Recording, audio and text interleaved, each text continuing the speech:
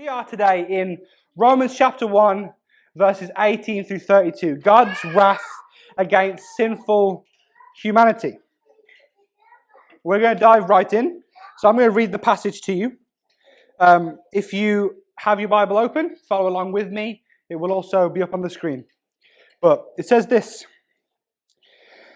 The wrath of God is being revealed from heaven against all the godlessness and wickedness of people, who suppress the truth by their wickedness, since what may be known about God is plain to them, because God has made it plain to them. For since the creation of the world, God's invisible qualities, his eternal power and divine nature, have been clearly seen, being understood from what has been made, so that people are without excuse. For although they knew God, they neither glorified him as God nor gave thanks to him. But their thinking became futile and their foolish hearts were darkened. Although they claimed to be wise, they became fools and exchanged the glory of the immortal God for images made to look like a mortal human being and birds and reptiles and animals. The other way around, I know. Therefore, God gave them over in the sinful desires of their hearts to sexual impurity for the degrading of their bodies with one another. They exchanged the truth about God for a lie and worshipped and served created things rather than the Creator, who is forever praised. Amen. Because of this, God gave them over to shameful lusts. Even their women exchanged natural sexual relations for unnatural ones. In the same way, the men also abandoned natural relations with women and were inflamed with lust for one another. Men committed shameful acts with other men and received in themselves the due penalty for their error. Furthermore, just as they did not think it worthwhile to retain the knowledge of God, so God gave them over to a deprived mind, so that they do what ought not to be done. They have become filled with every kind of wickedness, evil, greed, and depravity. They are full of envy, murder, strife, deceit, and malice. They are gossips, slanderers, God-haters, insolent, arrogant, and boastful. They invent ways of doing evil. They disobey their parents. They have no understanding, no fidelity, no love, no mercy. Although they know God's righteous decree that those who do such things deserve death, they not only continue to do these very things, but also approve of those who practice them. Woo! Ain't that fun? Anyone else see themselves in those pages and think, oh no, this one's for me? Our memory verse for today is Romans chapter 1, verse 20. It says this again, I'll read it to you. For since the creation of the world, God's invisible qualities, his eternal power and divine nature, have been clearly seen, being understood from what has been made, so that people are without excuse. So as a quick reminder, we have a memory verse out of each passage because that will be how we will frame our direction into the passage. So when you come back and you go, hey, I really want to talk about this with someone else after the service or sometime this week, you'll go, well, actually we started with verse 20 and we talked about how God's creation reflects God, and this is where we went from there. I've just given you the starting point. This is how we use it. So that's why we have our memory verses and why we've picked this one for today. Because God is revealed through his creation. Look, you can only glance at nature before seeing God. You look at the animals, look at the plants, see everything around us. The intricate details of nature. You see, I was out this weekend. We went out to a National Trust on some of our free time. Guys, there was a lot of it. There was a lot of free time. So we went to a National Trust. And we went outside of this big, huge manor house that we'd been to. And the land was like built around a river. And so we got to stand on this bridge and look at the water. And obviously we've had a lot of rain. So the water was very built up. It was very strong currents. There was a lot of wind. So it was like moving back and forth. There was a waterfall. It was beautiful. It was terrifying. But as I stood there looking at this, I was like, you cannot expect that this all came from chance.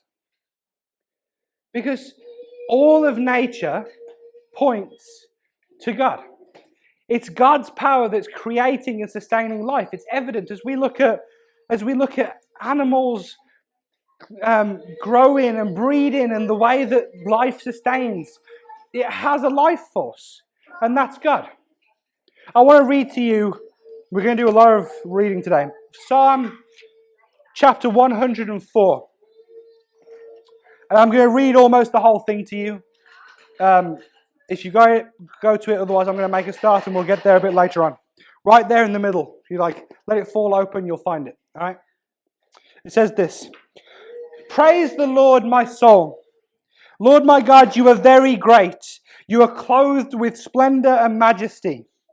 The Lord wraps himself in light as with a garment. He stretches out the heavens like a tent and lays the beams of his upper chambers on their waters.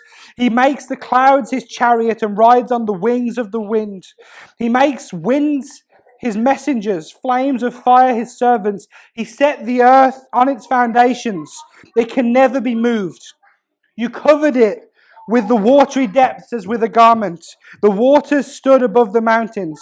But at your rebuke, the waters fled. At the sound of your thunder, they took to flight.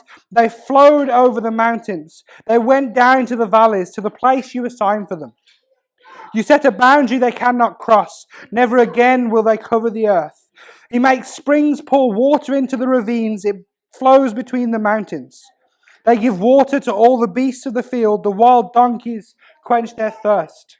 The birds of the sky nest by the waters. They sing among the branches. He waters the mountains from his upper chambers. The land is satisfied by the fruit of his work. He makes grass grow for the cattle and plants for people to cultivate, bringing forth food from the earth. Wine that gladdens human hearts, oil to make their faces shine, and bread that sustains their hearts. The trees of the Lord are well watered, the cedars of Lebanon that he planted. There the birds make their nests. The stork has its home in the junipers. The high mountains belong to the wild goats. The crags are a refuge for the hyrax. He made the moon to mark the seasons, and the sun knows when to go down. You bring darkness, it brings night, and all the beasts of the forest prowl. The lions roar for their prey and seek their food from God. The sun rises and they steal away. They return and lie down in their dens. Then people go out to their work, to their labor until evening. How many are your works, Lord? In wisdom you made them all. The earth is full of your creatures. There is the sea, vast and spacious, teeming with creatures beyond number, living things both large and small. There the ships go to and fro, and Leviathan, which you formed to frolic there. All creatures look to you to give them their food at the proper time. When you give it to them, they gather it up. When you open your hand, they are satisfied with good things. When you hide your face, they are terrified. When you take away their breath, they die and return to the dust. When you send your spirit, they are created, and you renew the face of the ground. May the glory of the Lord endure forever. May the Lord rejoice in his works. He who looks at the earth and it trembles, who touches the mountains and they smoke. That is a beautiful, beautiful illustration that we have from King David. As he looks out across nature, across creation, all he can see is God. All he can see is evidence of God. All he can see is how God is creating, how God is sustaining, how God is making everything beautiful. And then another way that we can see God's creation is through mankind. If we go to Genesis chapter 1, verses 27 through 30, right the way back at the beginning now. I'm getting there. I'm finding it. Genesis chapter 1, verses 27 through 30 say this. So God created mankind in his own image. In the image of God he created them, male and female, he created them. God blessed them and said to them, be fruitful and increase in number. Fill the earth and subdue it. rule over the fish in the sea and the birds in the sky and over every living creature that moves on the ground. Then God said, I give you every seed-bearing plant on the face of the whole earth and every tree that has fruit with seed in it. They will be yours for food. And to all the beasts of the earth and all the birds in the sky and all the creatures that move along the ground, everything that has breath of life in it, I give every green plant for food. And it was so. God's creating power at work right there at the beginning. We are told that we are made in God's image.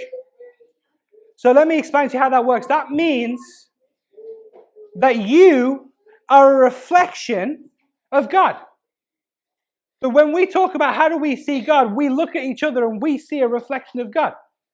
And we're going to talk about the bad side of that in a few minutes.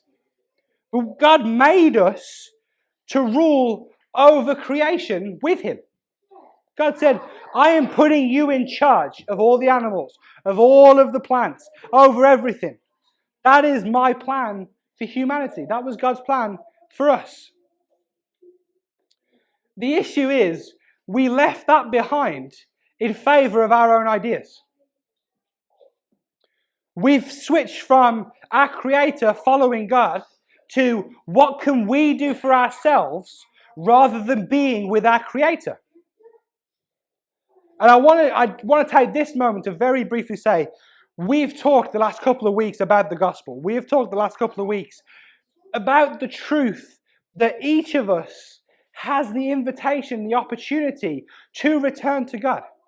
What Jesus did on the cross, dying for your sin, that all your wrongdoing, that, and then His rising from the dead, conquering death, that is so that you can be made right with God. Because we're going to go into today's passage and we're going to talk about the consequences of choosing not to be made right with God. Because God is giving us a choice. And you are invited to follow the Lord Jesus. To be a son or a daughter of God. So, we're going to break this down like we usually do. We started with verse 20, our memory verse. I just want you to think about that. How creation reflects God. That was verse 20. And I want to go next to verses 21 through 23, because I want to change our order a little bit to pull the whole thing together. Paul talks here, although they knew God, they neither glorified Him as God nor gave thanks to Him, but their thinking became futile, etc., etc., etc. Paul talks in past tense of creation did this. But it's also a very present issue. In the Roman Empire, and now.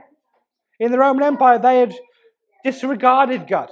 And now we've discarded God further. We have generations of people now who are born told it's ridiculous that religion is actually a thing.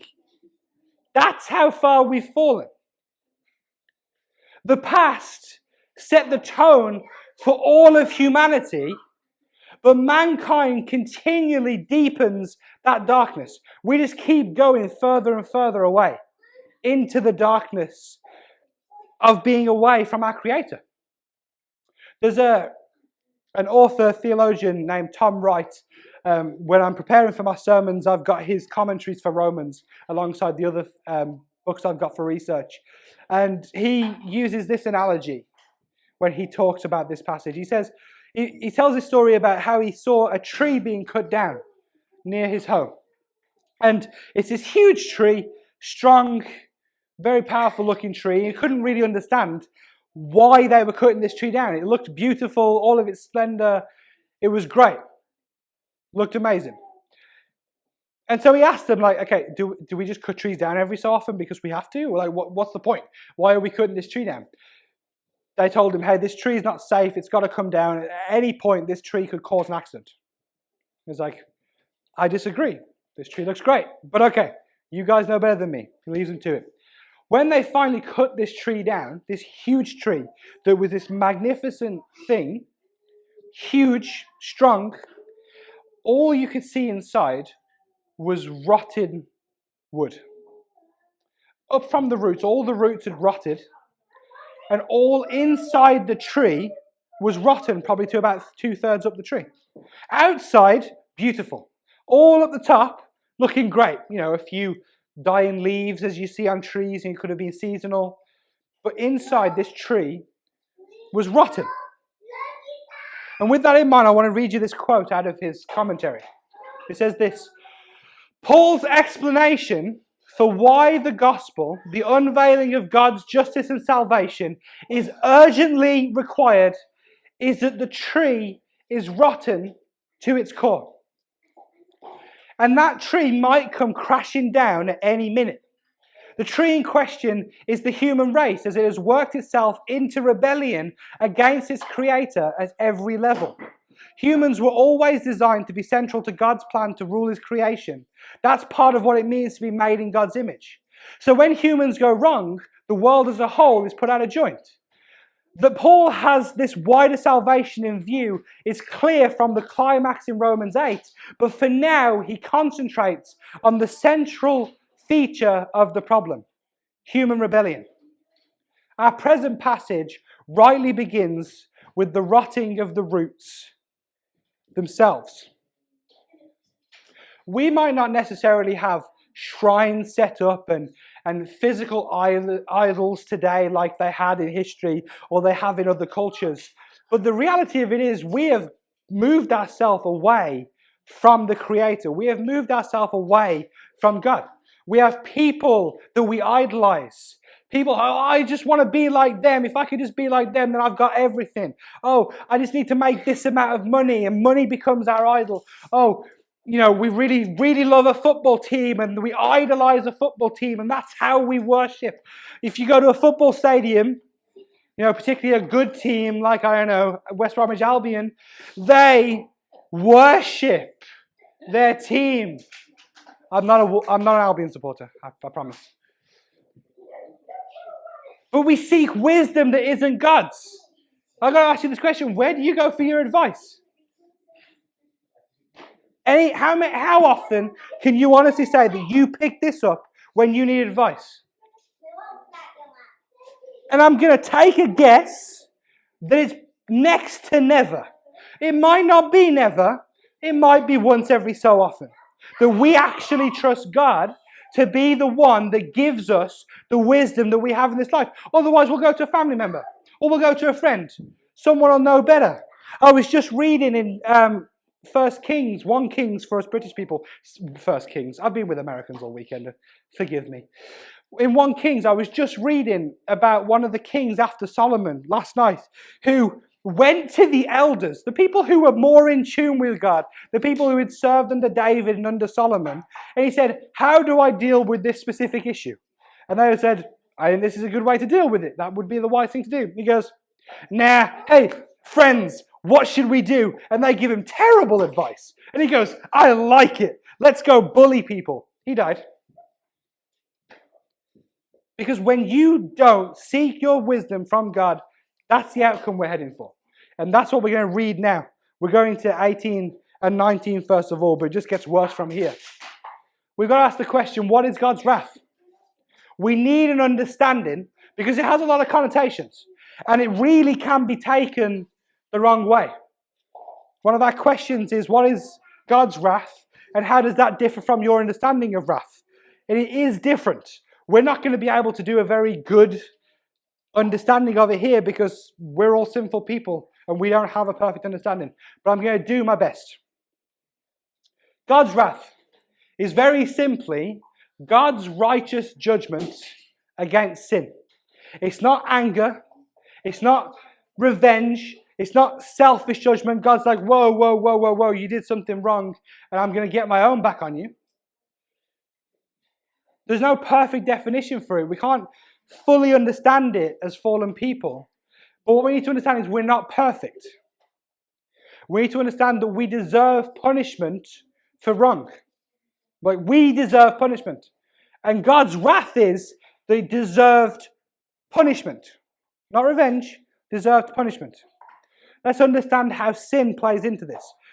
Stephen McCoy is an author and a Bible teacher up in Scotland. In a book that was recently released, he defined sin like this. We've used this one before. In essence, the Bible sees sin as anything within us that is contrary to the character of God. In that sense, sin is much more than just some of the bad things that we might do, for example, sexual sins or theft. It's more subtle and pervasive than that. Anything in our character which does not point to or glorify God is sin. God is perfect. So anything in us, consciously or unconsciously, that does not point to God is what sin is. And his wrath is not getting revenge. His wrath is judgment for our fallen existence. We simply deserve to be far from God because we're far from his standard. And we talked the last couple of weeks about how only God can make us right with himself through Jesus. And I really, really, really want to encourage you, I beg of you to cling on to that truth, because this just gets more sad. So let's talk from verses 24 through 32. What is God's wrath in action? What really are the consequences of God's wrath being revealed from heaven against all the godlessness and wickedness of people? What does that look like in action? Because let's be honest, right now, the world's going to say there are no consequences. The world says there's no consequences. Everything seems pretty great, right? I can do what I want, I can sleep with whoever I want, I can eat what I want, I can spend my money on whatever I want. I can do anything, nothing has a consequence. If I kill someone, I'm probably going to go to prison, but no big deal. There's really no consequences according to the world. And here's the truth of what we're told in this passage.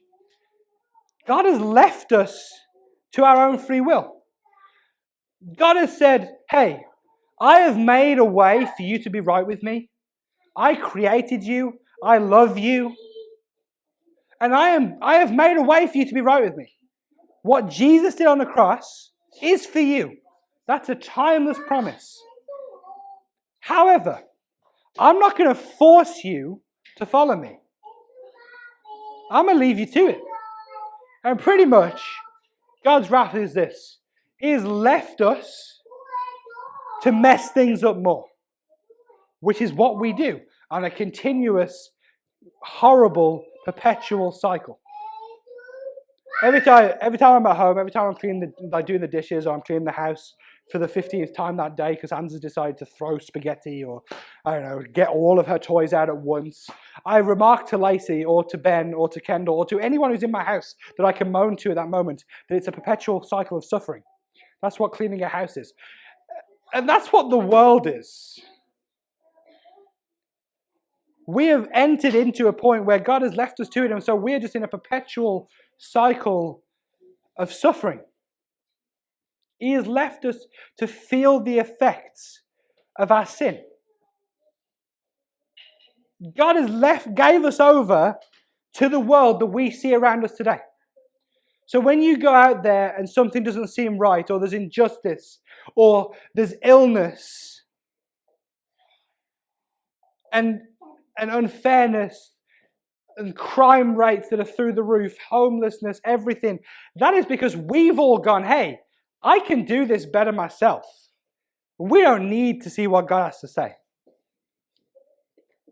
And what we then did was we got it wrong. Because our wisdom is foolishness. God left us to it. And that's what we made of it. There's no utopian future, like all the films that are pointing us to now, like all of this like Earth-esque other planet that we'll go to because we'll ruin this planet.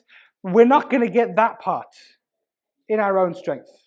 But we are going to get the ruined existence and the ruined creation. Paul uses in this passage homosexuality as his example, mainly because it was so poignant in Rome. Like there was a lot of stuff in Rome.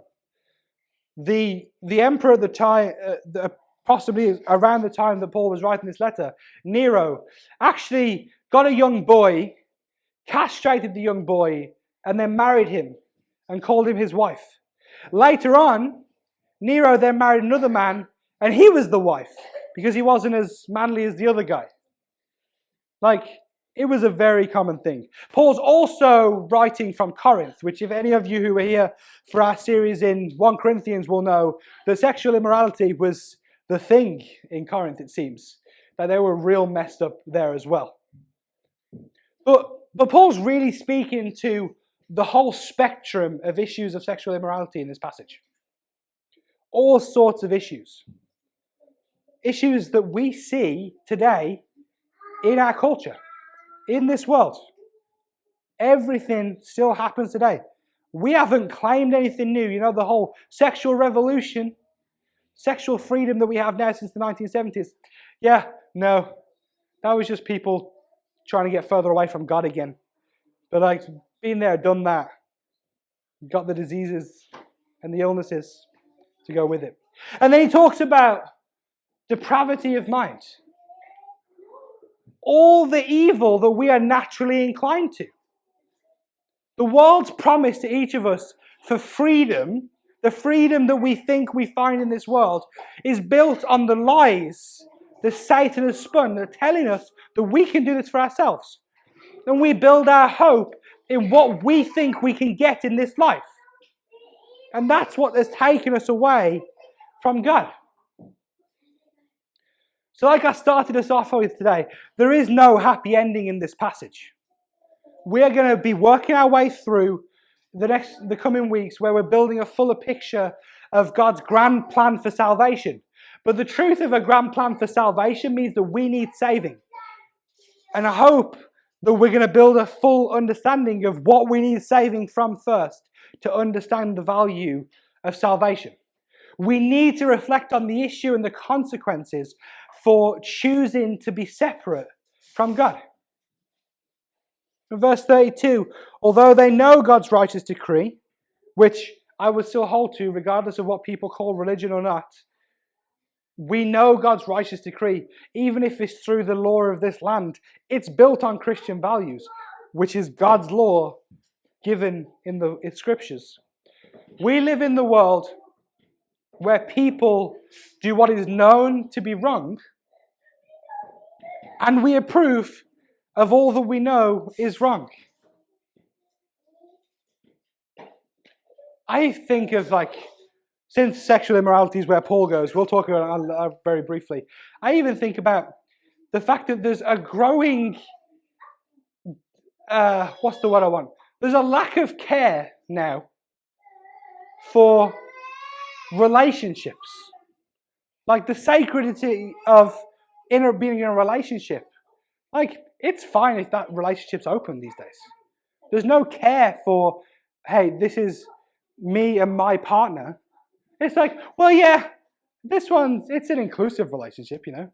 Nothing exclusive about us. I date this one, sleep with this one. Occasionally when I'm on a night out, there might be a few others. There's no genuine care in relationships anymore. And we approve of it. We're like, hey, all good. And all the good intentions of making people feel free and making people feel like this is what we can earn in life have been what have let our morals go astray. That's where we're going from. We've had a foundation of the gospel. Now we've got a really bleak foundation of the world that we live in. And Paul is going to tie these two things together over the next 16 chapters. Let me pray.